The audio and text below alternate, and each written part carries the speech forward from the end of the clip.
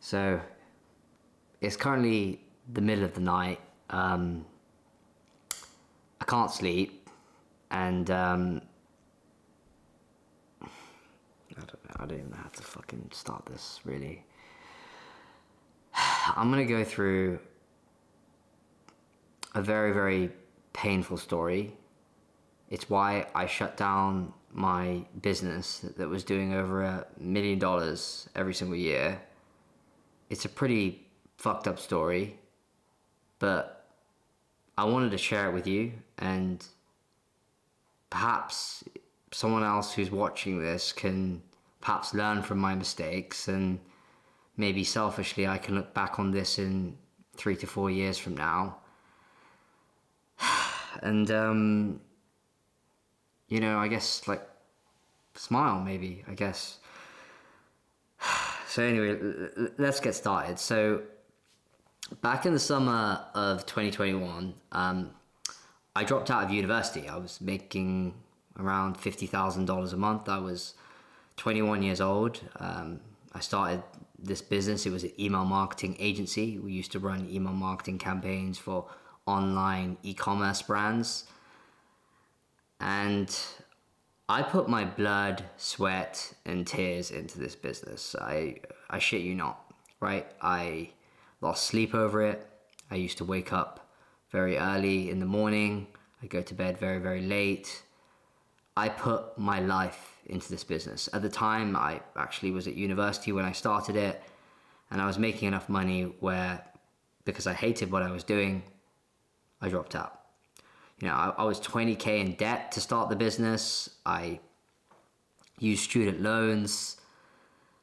I did everything that I could, like everything. It was part of who I was, essentially. And when I did decide to, drop out and everything, everyone in my family, literally everyone in my family, tried to persuade me to go back to university. It was actually very much in this very room. I was sitting on the sofa just there, and my dad was sitting just over there, and it was the first time I ever saw my dad cry when he heard that I dropped out of university. But I didn't listen to them. I didn't listen to them. I just was very, very sure that this was not the path for me. And fast forward 2 years, from that very moment of me making $50,000 a month as a 21-year-old kid, I'm living in one of the richest areas in London. It's called Canary Wharf. But honestly, I hated running my agency. I hated running my email marketing company. And this was for 2 main reasons. I had a belief that the business was not scalable because it was a service business. And I thought running a marketing agency was very competitive. And to be honest, I look back on this now and I still agree that it is a pretty competitive space. And given my predicament, I was looking for, new businesses to run. I actually started quite a few. I started a couple of software companies. They completely failed. I started a coaching business at one time. Anything under the sun. Honestly, I tried it. And every single time, they failed. It was incredibly demoralizing. It was incredibly demoralizing. So anyway, fast forward, I'm in London. I still run my marketing agency, and in an effort to distract myself from this burnout, I joined a new gym, and this gym is called Third Space. It's a pretty well-known gym. It's a bit like Equinox if you're watching this in the States. It's a very high-ticket gym. It's like $300 a month. And it's not any gym. There's very, very famous people who go there, very rich people who go there, very hi-fi business people. A good example is Stephen Bartlett from The Diary of the CEO. And, at 23, 24 years old, I'm rubbing shoulders with the elite of London. And I joined this gym, and it's very much just, in an effort to kind of, I guess, try something new, do something different. And I get into fighting. I get into Muay Thai, kickboxing. And I actually meet someone at one of the classes. Now, as kickboxing is, it's a very, very hardcore sport, and I still love it. It's absolutely amazing. And I actually, meet someone at this gym, and this guy. At first, I don't really think much of him. He's this kind of a stocky looking Asian boy, and he's about around the same age as me, and I didn't really think much of him. I thought he was, if anything, a bit of a nerd when I first see him. But one afternoon, he introduces himself properly to me, and he says he's an entrepreneur, and he actually went to a school, one of the most prestigious boys' schools in the country. It's called Harrow. And the craziest thing is I actually had a friend who also went to Harrow. So I was like, oh, do you know XYZ person? And he was just like, yeah, he was we actually knew each other. And anyway, he talks to me about how the fact he's an entrepreneur, and he has this family business, and he sounded very wealthy, and he spoke like this, like very posh, like very, very, very posh. Anyway, months go by, I keep going to these kickboxing sessions, and bit by bit, I see him every so often. Again, I don't really think much of this guy. But, after a really shitty day of running my agency, I think we lost like 1 or 2 clients or something. He tells me a little bit about his company, and he says one thing that honestly is a bit of a red flag, but whatever. I think I have $15 million liquid. We're talking about business and stuff and investments, and I kind of know him like okay. And he says he has $15 million liquid ready to go, and he's looking for different investments. So I'm like, oh, this guy, given the fact I've already actually even asked my friend, do you know this guy? Is this guy really like legit? Before this conversation, I'm thinking, okay, maybe this guy is. So anyway, I invite this guy over to the Ritz. The Ritz in Mayfair in London. It's a very, very famous hotel to smoke cigars. It's not something I usually do, but I was in this kind of method of networking. I was getting into it recently, and I just thought, hell, let's do it. Let's just find out, because I'm always looking for new things, and I'm kind of curious. What is this guy? Even if I can just like learn one small thing, he seems to be making a decent amount of money. So anyway, I go to the Ritz. We're sitting there in this really, really decadent room in the Ritz. It's like a cigar lounge. It's nice and cream. You can see people in very, very expensive suits sitting there smoking cigars, elderly men. And he tells me about his business and how he's in the sugar trade. And we kind of joke around, we kind of speak, and I've known the guy for a couple of months now, I think, and he says, hey, if you're interested, we could maybe do something together, I'll teach you a little bit about the sugar trade. And he tells me about how his family's been in it for many, many generations, and, it's just a family business, but he's kind of like taken it, and he's kind of like running with it now, and, he's seen some decent growth with it, doing it himself. At first, I'll be honest, he tells me he's making a lot of money, right? He doesn't give specifics. He kind of gives some rough ideas and talks about some of the contracts that that they have. That at the time, I'm just thinking, I don't know, is this really legit? He's talking about they do $1 million contracts every single month, and being someone who doesn't make as much money, I'm just like, I'm not sure, but. As he went to school with one of my friends, and he dresses like in a full 3-piece suit, and in the back of mine I'm just thinking, yeah, maybe this guy might actually be telling the truth. And I ended up just, I guess, believing him. Anyway, so my agency's still running in the background, months still go by, and I start to become, more and more friends with him. And just so you understand, my marketing agency is doing pretty well. It's doing around $80,000 to $100,000 a month. And I actually have a director of operations on our team, and she's she's doing a great job. She's taking care of everything. She was a really great hire. If you're watching this, I really appreciate you, by the way. Anyway, so we talk a little bit about how we're going to work together. This individual, let's just call him Jonathan, and yeah, he says, you know, he'll supply the product, he'll supply the sugar, and because I know a lot about B2B lead generation and B2B sales, that's what, you know, I specialize in. That's what I've kind of learned about running my own marketing agency, because we sell B2B, and he shows me a bunch of documents that verify that he actually sells sugar, and we just kind of go on with it. So a couple months kind of go on by now, and you know, I'm working on finding these buyers, and the way that it works with like sugar is it's a very low margin product from my understanding now anyway. So a lot of what companies do, if they're, you know, a chocolate company as an example, is that they typically buy a lot of it because the shelf life is around 2 years, right? So when I start working with them, I start trying to find buyers for sugar, right? Big buyers for sugar, contracts that are worth, you know, perhaps, you know, 20,000, 30,000 metric tons, and I, you know, reach out to the customers, and then he, you know, in the end, he would be the person that would essentially supply the sugar, right? So I keep trying to find buyers, and I keep working on this, and I used a bunch of B2B websites. I'm not going to name some of those websites. And I started learning more and more about the industry, and I learned more about commodities and import-export. And honestly, my eyes just lit up. It was like, oh my God.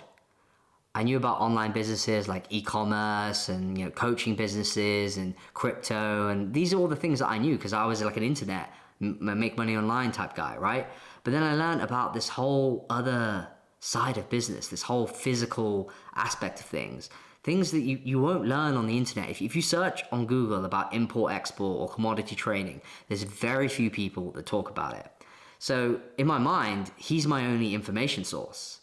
And the whole time this guy's talking about closing, you know, $1 million deals. Sometimes he, you know, imports and exports rice as well, because, you know, his family's involved in like Pakistan and stuff. And I'm just thinking, wow, this looks incredible. And the reason why I think this was incredible, because I believe, and I still somewhat believe, to be honest, and this is why I run my company today, it's a product business. I believe product businesses are more scalable. When it comes to services, people need to be involved in order to deliver the service to the client. So in my head, I'm just thinking, if we have a product business, it's very scalable because all we need is just more product. And, you know, if you look at some of the biggest companies in the world, their product businesses, Apple, you know, if you look at some of the big commodity trading companies, they do huge revenues. They do actually the largest revenues in terms of growth, right? Like they make the most amount of revenue than any other company. They're commodity trading companies.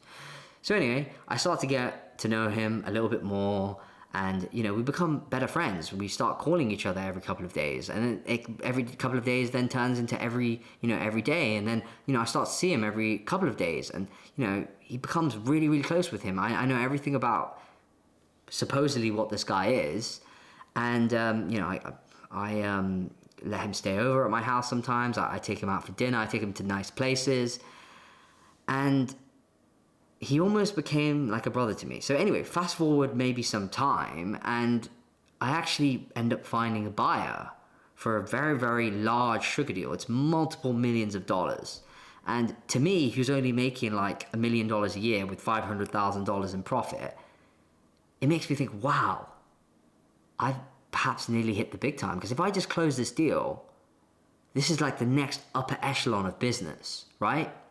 And I remember telling all my friends at the time, it was so silly, that this guy was going to help me, you know, you know, I'm going to become a sugar dealer. I'm going to be making millions and millions of dollars every single year. And now that I look back on it, I just think, damn, because what happened later was absolutely crazy. So anyway, I have this deal. I think it's for a silly amount of money, right? It's probably not even real, looking back on it, right?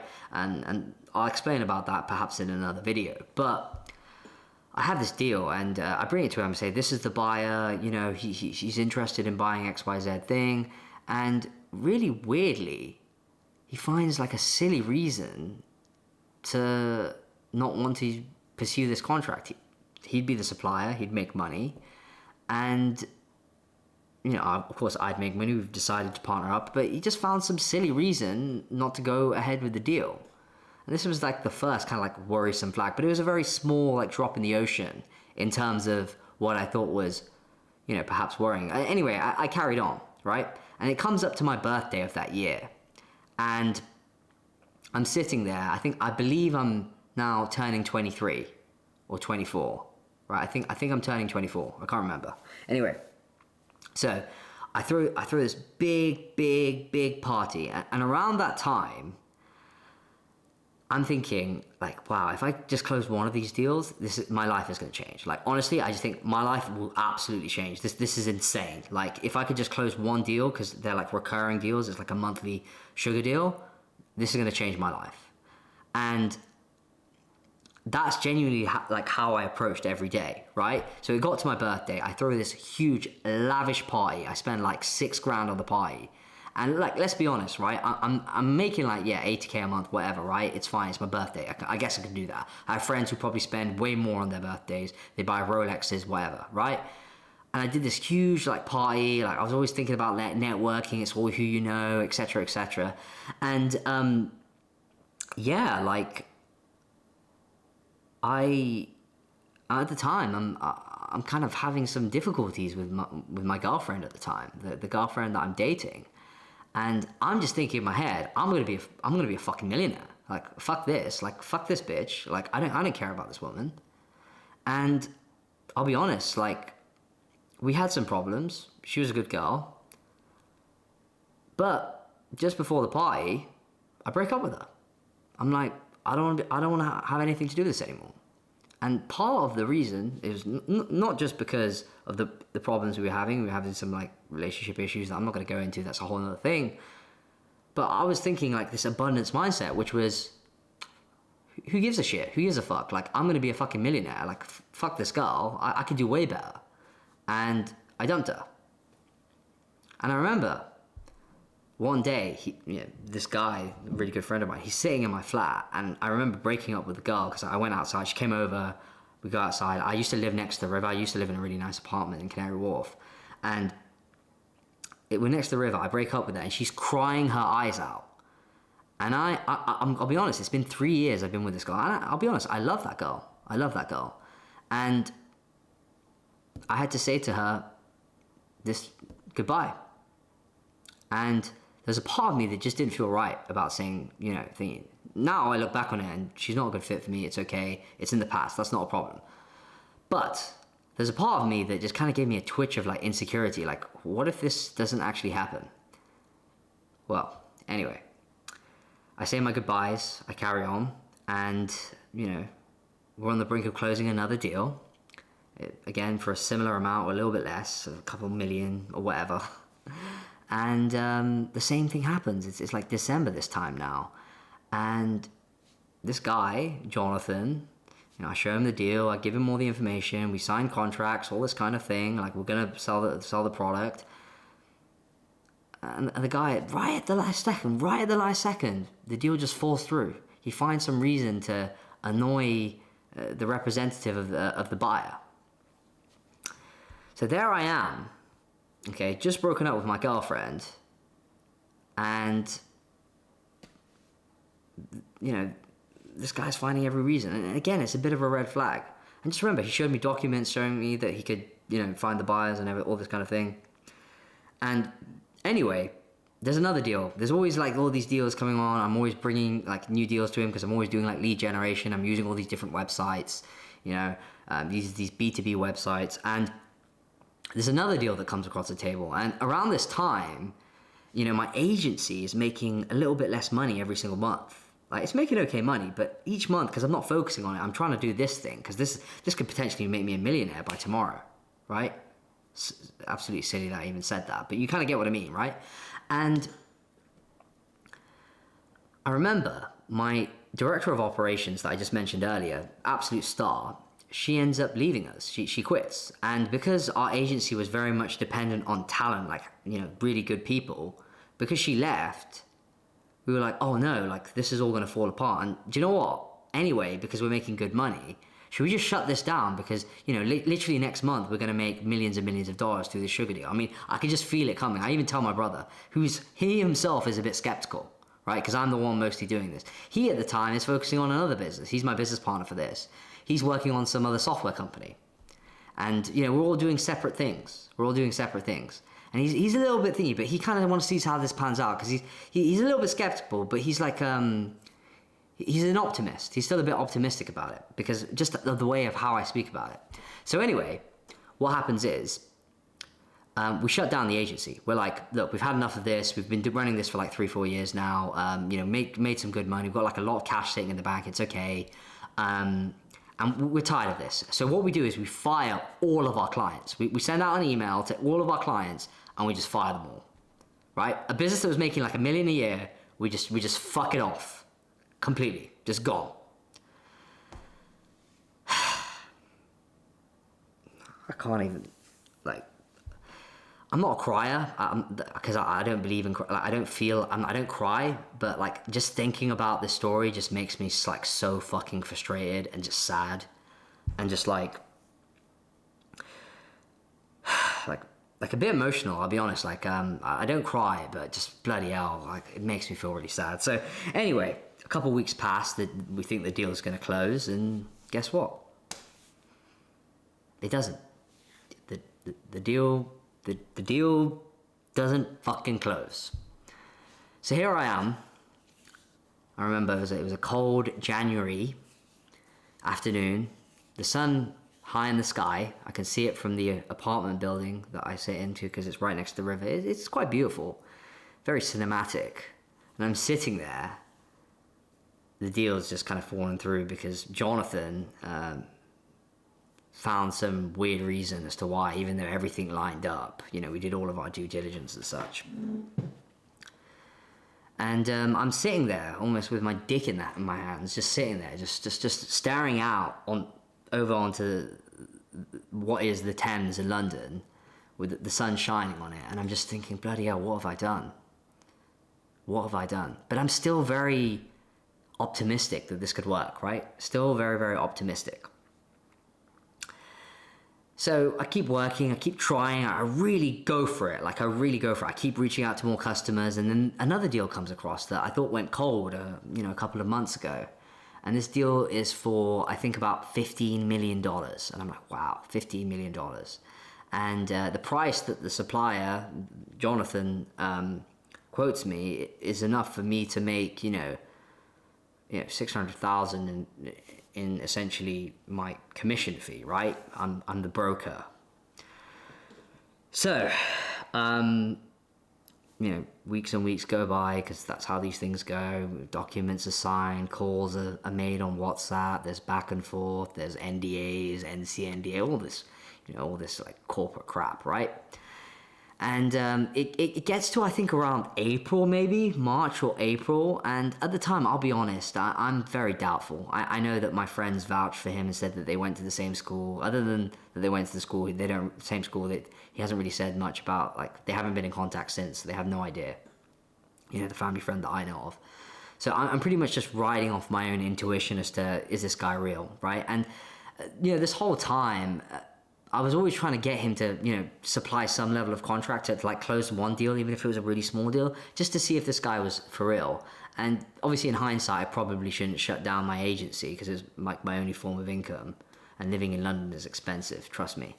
So I'm basically burning money each month, trying to kind of get this off the ground, because there's literally zero income coming in, like very little, just through some small like referral commissions and stuff like that for my marketing agency. And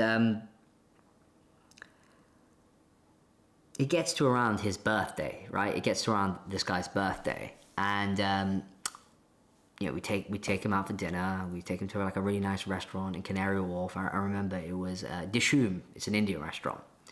And I remember we're sitting in the restaurant, and then we're walking home, and he's like, "Oh yeah, is it okay if I stay over tonight? It's my birthday. I thought it'd be good to just hang around with you, spend some time with you, because you're a really good friend of mine." We were like that close. We're like brothers, almost in terms of closeness. That's the way I perceive this guy. Maybe he perceives me like that too. And so it's me, my brother, and him. We're walking home, and he's saying, "Oh, it's been such a fun birthday." And we arrive home, and we reminisce about all the fun things that we've done together over the nearly a year that we've known each other now. And we're sitting on the sofa, and I'll be honest, over the time that we've known him, his lies in terms of they've been exaggerated. At the beginning it was just like, multi-millionaire. A couple months later he's telling me he trades in other products and he's making millions doing that too. And then now he's telling me he does other businesses. And the longer that I get to know him, the extravagance, the opulence, even though I don't really see any real proof other than how he dresses and the fact that he speaks very well, and he's always in an Uber, and he's an Uber exec and stuff. Other than that, it's just his words. But I'm telling you, he's a damn good talker. Really good at talking. He acted like he knew everything. And it was at that moment when he was sitting on the sofa on his birthday, we were talking about some banking, because he made us set up some banking. This is kind of the level that it got. He made us set up an offshore bank in some other random Caribbean country, because he said that he had a bank account there. And anyway, we started talking about very specific things about that bank.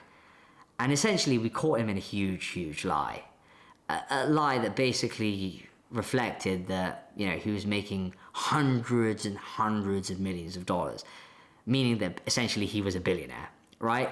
And at that point, he's telling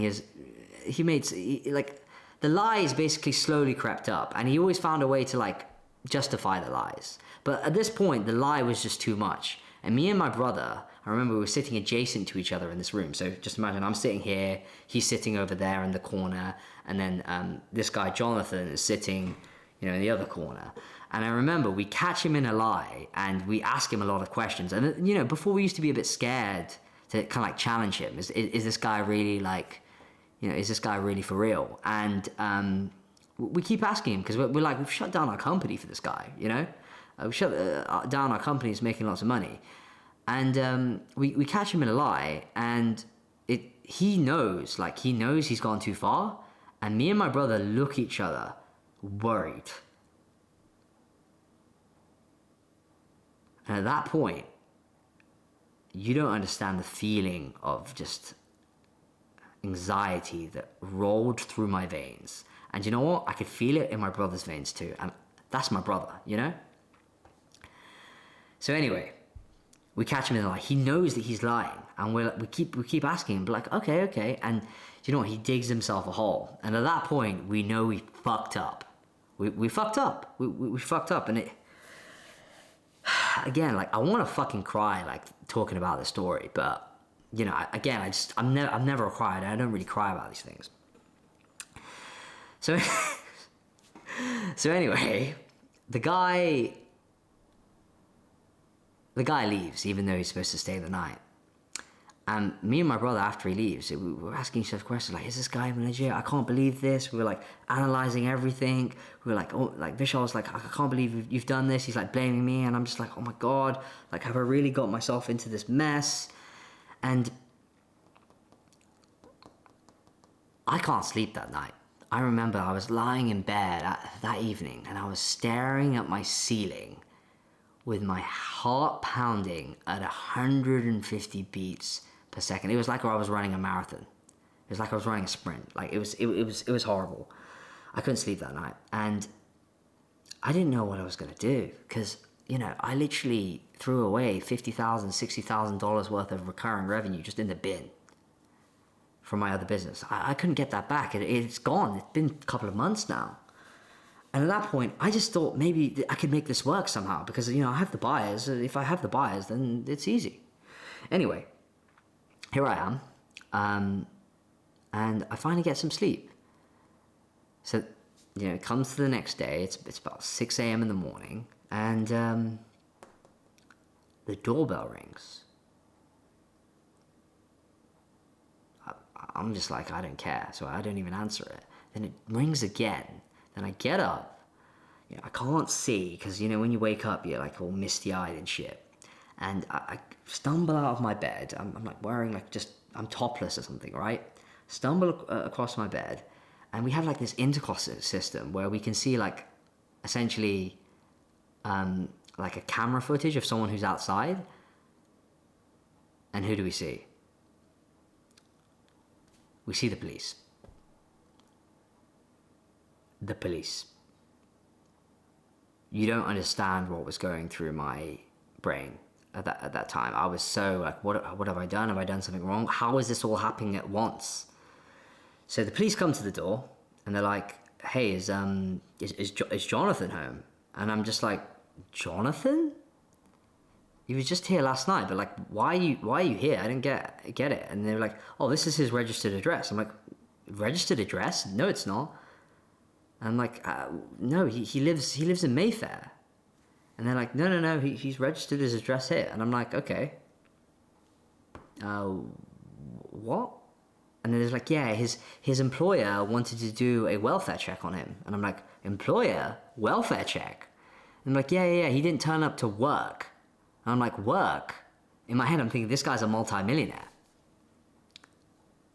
What is going on? So anyway, obviously I don't rat him out because I'm not like a rat.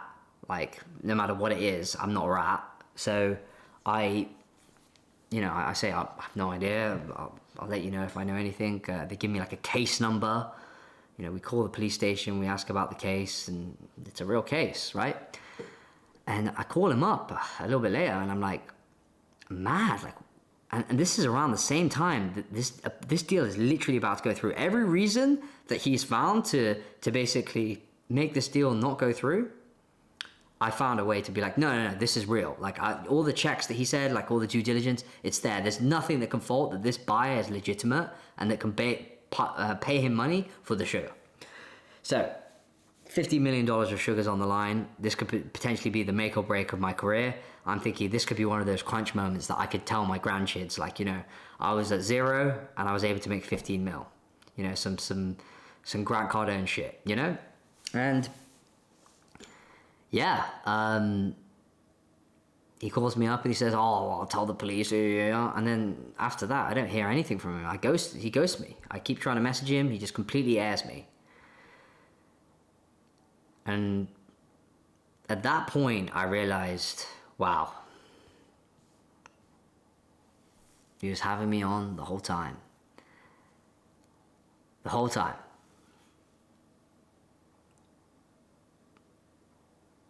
Those couple months afterwards was probably one of the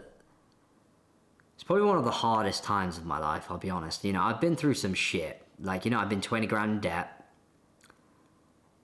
I've had another business partner take money off me, manipulate me. I've had my mentor treat me as an outcast. I've had people be incredibly horrible to me. I haven't had an easy life. I'm not going to say, I'm still very privileged. I mean, I have a great family. I really appreciate them. I didn't grow up poor. I'll be honest. I didn't grow up poor, but it hasn't been easy. Everything that I've got, everything that I've achieved, I had to work incredibly hard. I've had sleepless nights, right? And that was probably one of the lowest points in my life. And that was a time where, I'll be honest, I would never kill myself, but it's one of the times where I thought, damn, I can understand why people kill themselves. It's no joke. It's no joke. If I had kids and, I had really high expenses and stuff and I had more responsibility, holy shit, I would have had no way to deal with that situation. I'm so glad I dealt with that kind of situation at such a young age. Because, I come from a very good background, I'll be honest. I come from, my city, all the people that I know in my network, when they say something, they don't lie, right? All the people that we know from our family, family friends and everything, they don't lie. And this is the first time where I noticed that this guy was an actual psychopath. And he just did this. And to be honest, I don't think he got much money out of me. And yeah, like I took him out for dinner, took him to fancy places. But I think this guy was genuinely just lonely. And he just lied because he was such a weird guy. And he used it in a way where, oh, I'm the rich guy now. And it was, I don't know, it was a really weird thing. But anyway, what did I learn from this? with those couple of months that passed, other stuff happened. And I'll be honest, it got worse before it got a lot better. But I want to, I guess, dedicate this video to the person who stood by me. It wasn't a girl. It wasn't any friends. And I have very good friends, and I really appreciate you if you're all watching. But I want to dedicate this to my brother, because he was the only person who was there for me. Like, I lost my girlfriend. My best friend betrayed me. I lost a business that was making $1 million a year, and probably if I kept working on it, would have made 2-3 million. I lost it all. And as you see right now, I'm back here with my parents. I'm living with my parents now. We still spent a couple of years in London and stuff, but with the new business I'm running, because of all the investments we're making, we decided to move back and live with our parents. And being someone who literally lived in one of the nicest places in the country, making more than any 22-year-old, 23-year-old ever made, to now living back in with my parents, it's been a fucking humbling experience, man. It's been a humbling experience. And I thank my lucky stars that I went through this. It's been an amazing character building lesson. I've learned so many lessons, and I'm so thankful for it. I wouldn't have done it any other way. I really wouldn't, because I wouldn't have started the company that I'm running right now. But holy shit, there's some really messed up people in this world. There's some really weird people in this world. And I learned another key lesson, which is that when it comes to business partnerships, be very careful who you get into business with. So, thanks for watching this video. I still record this perhaps at one of my lowest, I'll be honest. Just thinking about this story just now. I'm still very much at my lowest. The company that I run right now, it's still very much growing. I'll be honest, I'm not even taking a salary out. No, I'm taking a small salary out, sorry, but it's just enough to cover like small expenses. It's like literally not less than minimum wage. My brother doesn't even take a salary out. But we very much believe in the problem we're solving, which is actually kind of related to the problem that we suffered from, which is in international trade, you can actually look up companies that are actually shipped before. And if I actually knew about this technology and knew about import-export data, what our software essentially uses, I would have known that this guy was essentially not who he said he was. So anyway, the world's a crazy place. International trade is a crazy place. Just be very careful out there, guys. Thank you very much for watching. I'll see you.